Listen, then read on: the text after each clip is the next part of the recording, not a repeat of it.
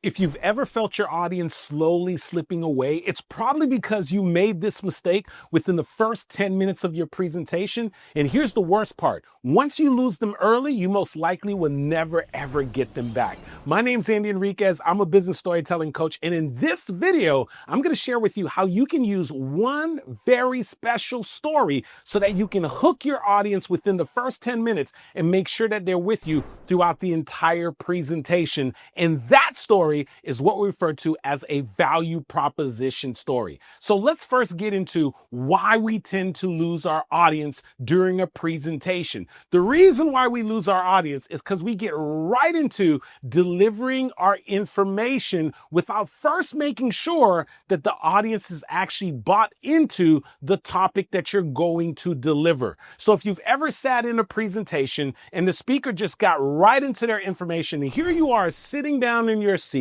and you're wondering to yourself, do I really care about what this particular speaker is talking about? Well, guess what? The same thing applies when you get in front of an audience. So what we want to do is we want to position something early so that we can get the audience to buy in. And the thing that we're going to position early is what we refer to as a value proposition story. A value proposition story does three things. Number one, it gets the audience to buy into the thing that you're going to talk about. Number two, it gets them emotionally invested in what you're going to say. And number three, it gets them to lean in as opposed to lean out. Now, the reason why this value proposition is so powerful is because of the fact that you're putting it early in your presentation, typically within the first 10 minutes of a 45-minute presentation, so that you can get buy-in early.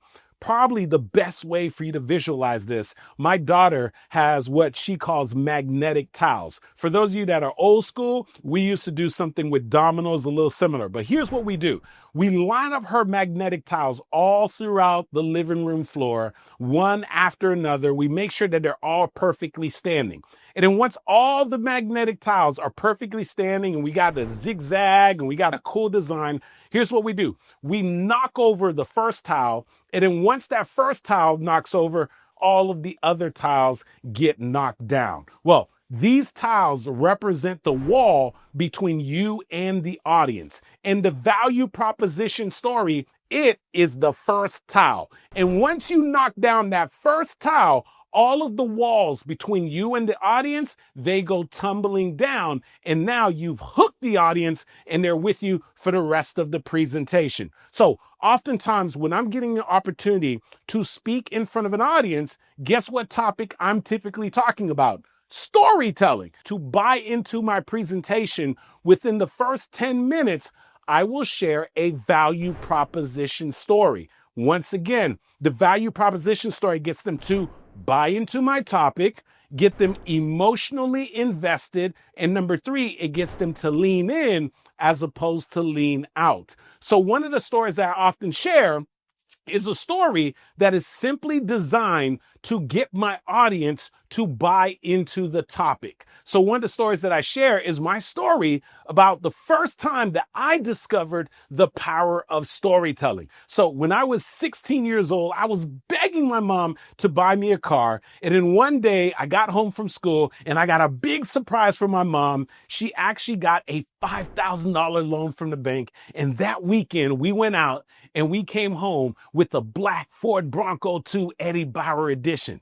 And the next morning when I got up and I was ready to drive that car to school, I was in for a big surprise. And the big surprise is my mom had already come to the conclusion that I was not going to be able to drive that car until I got a job. So no matter how bad I begged my mom to drive the car, she would not let me drive the car to school, which essentially meant that I was lying about having a new car. And so I remember right away making my way over to the grocery store and filling out an application to become a bag boy.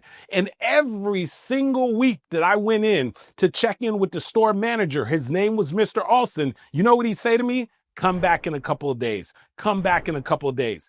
2.5 weeks go by, and my 16-year-old reputation is on the line. My car is sitting in the driveway. My friends are calling me a liar. And the devastating part is I still have not been able to drive my car. In a moment of desperation, I make my way back over to the grocery store. I see Mr. Olsen, the store manager. I run up to Mr. Olsen. I say, Mr. Olsen, sir, my name's Andy Henriquez. I turned 16 not too long ago. I've been begging my mom to buy me a car, sir. She didn't have the money. She got a $5,000 loan from the bank, and she got me this black Ford Bronco 2 Eddie Bauer edition. But Mr. Olsen, she won't let me drive the car until I get a job. And Mr. Olsen, I've been coming here week after week. And finally, I was like, Mr. Olsen, sir, don't you remember your first car? I got him. Mr. Olsen's entire demeanor changed. Mr. Olsen was like, yeah, I had a Chevy Camaro. He said, what'd you say your name is, young man? I said, my name's Andy Henriquez, sir. Mr. Olsen reached around the counter and he grabbed a stack of applications. And I promise you, my application was at the bottom of the stack. Mr. Olsen took my application from the bottom of the stack and then he put it at the top of the stack. And he said, okay, young man, before you can start working here, you're going to have to come to orientation on Saturday. And I was like, whoa, whoa, whoa, whoa, whoa. Wait a second, Mr. Olsen. Mr. Olsen, are you saying I have the job, Mr. Olsen? And Mr. Olsen's like, I'm saying you're finally going to be able to drive that truck. And I was like, yes. Now, here's the thing that I asked the audience, and I'm going to ask you in that moment. What do you think happened? Why is it that all the previous times I went to Mr. Olsen, he told me to come back? But this one moment, Mr. Olsen hired me on the spot. You know what happens when I ask the audience that? They say, you built connection. You told him a story. You were able to connect with him. And so now the audience, through the story, has now said, oh my gosh, the reason why you were able to influence Mr. Olsen was because you connected with him, you told a story, and that is where I tell the audience, excellent. Because during our time together, I'm going to share with you how you can leverage a story and go from being at the bottom of the stack to being at the top of the stack.